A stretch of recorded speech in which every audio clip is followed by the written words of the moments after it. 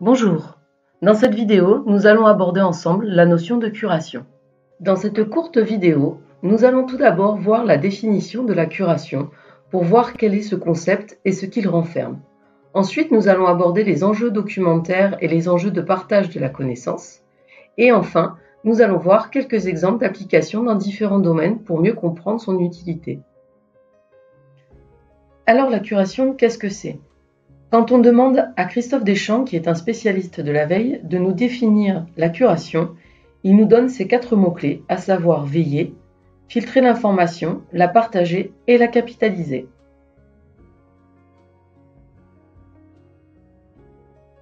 En clair, la curation est une pratique qui consiste à sélectionner, éditer et partager les contenus les plus pertinents du web pour une requête ou un sujet donné.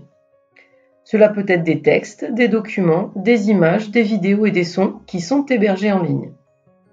Cela permet ainsi de partager mes favoris et de faire bénéficier du fruit de mes recherches précédentes à d'autres utilisateurs qui auraient le même profil que moi.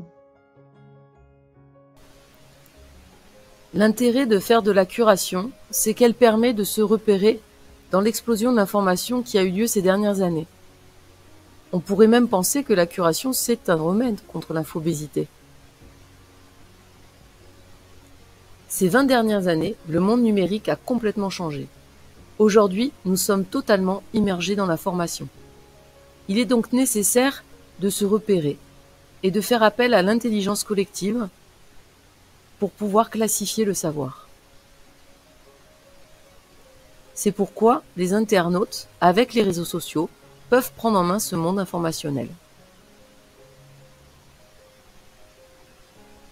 L'intérêt des sites de curation permet d'associer un profil d'utilisateur à des ressources. Cela marche sur le principe que, en fonction de mon profil, si les ressources que j'ai sélectionnées m'intéressent, quelqu'un qui aura le même profil que moi aura de fortes chances d'être intéressé par les ressources que je lis. La plupart des sites de curation sont en fait des réseaux sociaux numériques. Il existe 6 types de réseaux sociaux numériques et ceux qui nous intéressent sont davantage ceux en bas à droite, les réseaux documentaires autour de centres d'intérêt qui permettent la curation. Tous marchent sur les principes qu'on a vus précédemment. Centrons-nous sur la bulle des réseaux documentaires autour de centres d'intérêt. Ils sont caractérisés par la curation, la mutualisation et le partage. On peut y voir Pearltree, Pinterest, Paperly. On a aussi Tumblr qui joue un peu ce rôle-là, Scoopit. Anciennement, on avait Delicious et Skyblog, et d'autres outils existent encore pour la curation. Mais ça, ce sont les plus connus. Pour être un bon curateur, il faut respecter un certain nombre d'étapes. Tout d'abord, avoir fait de la veille. Ensuite, repérer les sources sur lesquelles on veut s'informer. Définir un profil. Sélectionner des informations dans un outil qu'on aura choisi et diffuser l'information par la publication de ces ressources. Les outils les plus connus qui ont été les premiers à être utilisés dans la documentation sont Paperly et Scoopit. Ici, c'est une page Scoopit. Vous pouvez sélectionner les ressources qui vous intéressent, que vous avez trouvées sur le web, et les présenter ainsi avec le titre issu automatiquement du web et les images relatives au site. Vous pouvez rajouter des mots-clés et les sectoriser. À l'issue de ce travail de curation, je peux générer automatiquement des newsletters.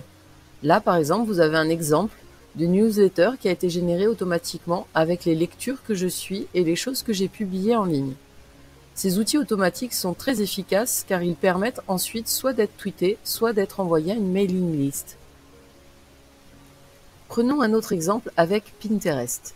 Ici, nous avons un tableau d'épingles qui a été fait par un documentaliste qui a voulu représenter les dernières nouveautés en livres adolescents. La présentation visuelle de Pinterest est beaucoup plus adaptée dans ce genre de projet. Voilà, j'espère que vous avez mieux compris ce qu'était la curation désormais. En gros, la curation, c'est partager les ressources qu'on a trouvées, ses favoris, à tout le monde, pour que tout le monde puisse en profiter. C'est ça le travail collaboratif.